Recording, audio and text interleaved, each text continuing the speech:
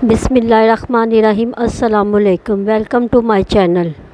जहाँ भी रहे खुश रहे, हैप्पी रहे और हेल्थी रहे। अल्लाह बरकत दे आपके खानों में, आपके जायकों में। आज आपको मैं स्पंज केक की रेसिपी बताऊंगी। ये आपको कुछ टिप्स और कुछ ट्रिक की ज़रूरत होती है, जिसको फॉलो करेंगे तो बेहतरीन केक तैयार होगा। ये स्टार्ट करते हैं। सबसे पहले आप एक देगचा ले लें या कोई कढ़ाई ले लें, उसके अंदर एक स्टैंड रख दें और 5 मिनट के लिए इसको तेज़ आंच पे प्री हीट करें। इसके बाद 5 मिनट के बाद चूल्हा बिल्कुल आहिस्ता कर दें। सबसे पहले हम ड्राई इंग्रेडिएंट्स को इकट्ठा करेंगे। इसके लिए आप एक छाननी लें और इस छाननी में 1 कप मैदा डालें। मेजर वाले कप इस्तेमाल करें और इसी के साथ 3 टेबलस्पून कोको पाउडर और 1 टेबलस्पून बेकिंग पाउडर डालें। इन सब चीज़ों को मिक्स करें और अच्छी तरह छान लें। इन सब चीज़ों को अच्छी तरह छानने के बाद देखें कि कोई लम्स बाकी ना रहे। इन सब चीज़ों को छान कर इस्तेमाल किया करें, इससे केक बहुत सॉफ्ट और स्मोगी बनता है। अब एक बोल में 3 अंडे डाल दें। कोशिश करें कि अंडे रूम टेम्परेचर में हों। फ्रिज वाले अंडे बेकिंग में इस्तेमाल ना किया करें।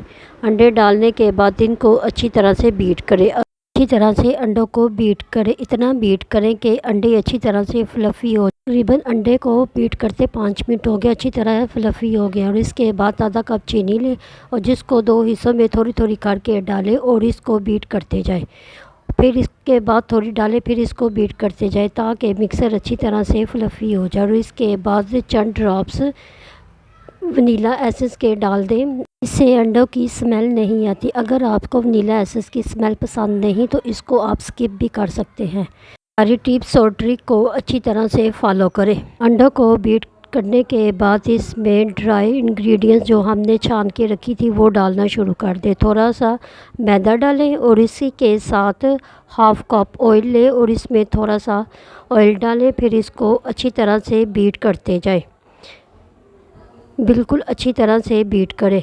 और इसी के साथ फिर इसमें थोड़ा सा मैदा डालें और इसके साथ फिर इसमें थोड़ा सा ऑयल डालें और इसको अच्छी तरह से बीट करें।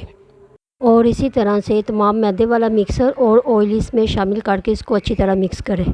इसकी कंसिस्टेंसी कुछ इस तरह से होगी। बेकिंग में मिक्सिंग हल्के हाथ से करें, ना कि सख्त हाथ से। इससे आपकी बेकिंग का टेक्सचर बहुत अच्छा और मॉइस्ट होगा। और इसी के साथ एक पैन ले, ये पैन मेरा 6 इंच का है। आप 6 इंच और 7 इंच का पैन भी ले सकते हैं। और सारा बैटर इसमें डाल दें। इसकी कंसिस्टेंसी देखें, ना बिल्कुल पतला है और ना बिल्कुल हार्ड है। इसमें अंडे गए हैं इसलिए इसकी कंसिस्टेंसी कुछ इस तरह है। और इसको 5-6 दफ़ा अच्छी तरह टैप करें। ये बबल्स बनेंगे, ये मिक्सर के सही बीट होने की निशानी है। जिस बर्तन को प्री हीट किया है और ये पैन को इसके अंदर रख दें और इसका टेम्परेचर बिल्कुल दम वाली आंच पे होना चाहिए। 40 से 45 मिनट के बाद हम देखेंगे कि केक डन हो गया। 45 मिनट के बाद देखा कि केक बिल्कुल रेडी हो गया है। ये देखें कितना मॉइस्ट और सॉफ्ट केक बने हैं। आप बग़ैर ओवन के भी बेकिंग कर सकते हैं। बग़ैर ओवन के भी बेकिंग बहुत अच्छी तरह होगी। अब केक को ठंडा करने के लिए रखते हैं। केक को कभी भी गरम मोल्ड से ना निकालें। ठंडा करने के बाद इसको निकालें।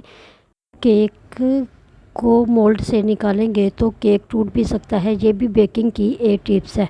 बटर पेपर को रिमूव कर दिया है और देखेंगे केक माशाल्लाह से अल्हम्दुलिल्लाह कितना अच्छा तैयार हुआ है। सारी टिप्स को फॉलो कीजिएगा। टिप्स और ट्रिक के साथ आप बेकिंग करेंगे तो आपकी बेकिंग बहुत अच्छी बनेगी। बेकिंग में ये छोटी छोटी टिप्स होती हैं जो हमारे केक को ख़राब कर देती हैं। अब केक को लेयर्स में कट के बताती हूँ। इसके लिए आपके पास एक तेज़ नाइफ़ का होना ज़रूरी है। ये देखें पहली लेयर की कटिंग हुई है। मैं इसकी 4 लेयर काटूँगी। आप 3 लेयर भी काट सकते हैं।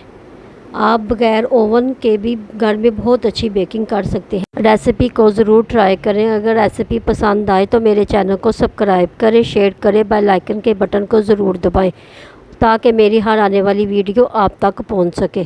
दुआओं में ज़रूर याद रखिएगा। अल्लाह हाफिज़।